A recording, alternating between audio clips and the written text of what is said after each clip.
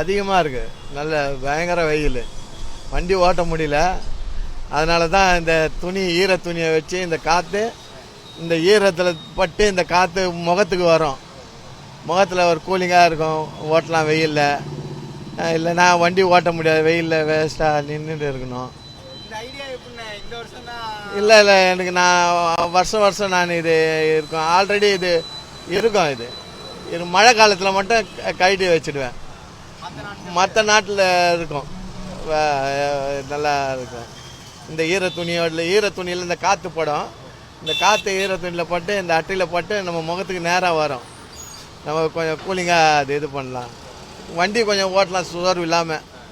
வெயில் அதிகமாக இருக்குது, இல்லைன்னா சோர்வு ஆகிடும், வண்டி ஓட்ட முடியாது நம்மளால்.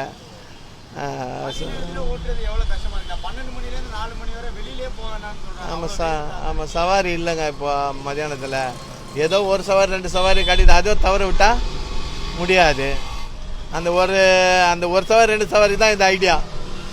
நம்ம கூலிங்காக ஓட்டலாம். எப்படி இருந்தாலும் ஒருத்தர் அர்ஜென்ட் ஆபத்துக்கு ஆட்டோ கேட்பாங்க, வருவாங்க. நிச்சயமாக அது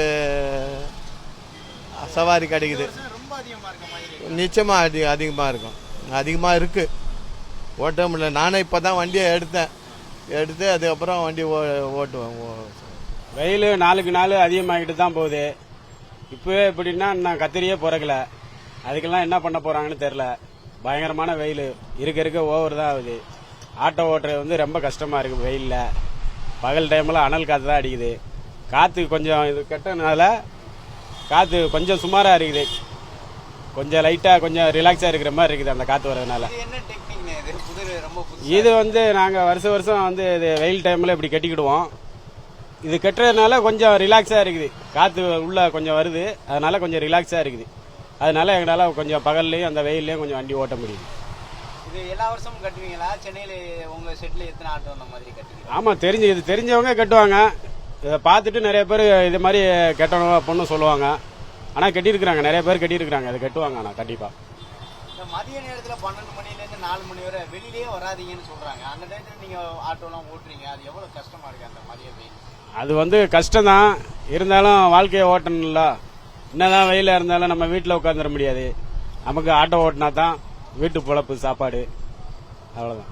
சவாரி எல்லாம் எப்படி இருக்கு? இந்த வெயில்ல மக்கள் நடமாட்டம் குறைஞ்சிருக்குது. சவாரி ஏதாவது? சவாரி எல்லாம் ரொம்ப டல்லு. காலை டைம்ல ஓடுது கொஞ்சம், அப்புறம் பகல் டைம்ல ஏதாச்சும் ஒரு சவாரி வந்தா தான். இல்ல நாங்க ஆட்டோ வச்சுக்கிட்டு சும்மா தான் உட்காந்துருப்போம். இதுக்கு முன்னாடி வருஷங்கள்ல இந்த அக்னி வெயிலுக்கு முன்னாடி இந்த மாதிரி வெயில் அடிச்சிருக்குதா? இல்ல, இந்த வெயில் எவ்வளவு அதிகமா? இதுக்கு முன்னாடி இப்போ அடிக்கிற மாதிரி எல்லாம் அடிச்சது இல்ல. இப்ப டெய்லியும் 100க்கு மேலதான் அடிக்குது. இந்த வருஷம் கொஞ்சம் ஜாஸ்தியா தான் அடிக்குது. இன்னும் இருக்க இன்னும் ஜாஸ்தியா கத்திரி பிறந்தா இன்னும் பயங்கரமா இருக்கும்.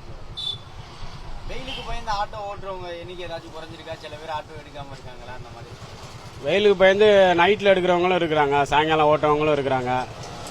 பகல்ல ஓட்டுறவங்களே அப்படி ஷிஃப்ட் டூட்டியை மாத்தி இப்போ சாயங்காலம் ஓட்டுறாங்க. ஆனா இப்போ பகல்லே ஓட்டுறவங்களும் இருக்கிறாங்க இந்த மாதிரி கட்டி வச்சுக்கிட்டு. ஆனா ஃபுல்லா வெயிலே இருக்க மாட்டோம். அப்பப்போ ரிலாக்ஸ் ஆகிறதுக்கு ஏதாச்சும் ஒரு மரத்து நிழல்ல போய் உட்காந்துக்கிடுவோம்.